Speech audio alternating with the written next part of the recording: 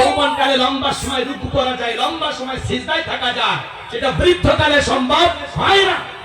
বৃদ্ধকালে লম্বা সময় রুকুতে থাকলে মানে পড়ে যাবে, সিজদায় বেশিক্ষণ থাকলে মানে দমটা আটকে আসবে, জয়েন্টে জয়েন্টে ব্যথা, ইবাদতে মন বসে না।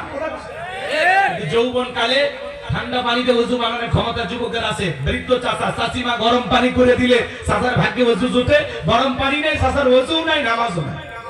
তাহলে যুবক, এই যৌবনকালে বেশি বেশি ইবাদত করতে হবে কার? আমরা শয়তানের অসয় করে গুনাহ করতে ভালোবাসি, আর যৌবনকালে ইবাদত ভালোবাসেন কে? আল্লাহ। যৌবনকালে বেশি বেশি ইবাদত করা দরকার আছে না নাই? এই যৌবনের পরীক্ষা দিয়েছিলেন আল্লাহ নবী ইউসুফ আলাইহিস সালাম। জলেকে একটা গোপন কক্ষে নিয়ে যায়, বলে দিলে বড় জালারে পাঞ্জাবিওয়ালা, হুজুর তো কিছুই বোঝে না, হুজুর সবই বোঝে, নারীর ছলা কলা বোঝে না। জলেকে কাছে আসে আর বলে, ইউসুফ রে, তোমার চোখ দুটো ভারী সুন্দর।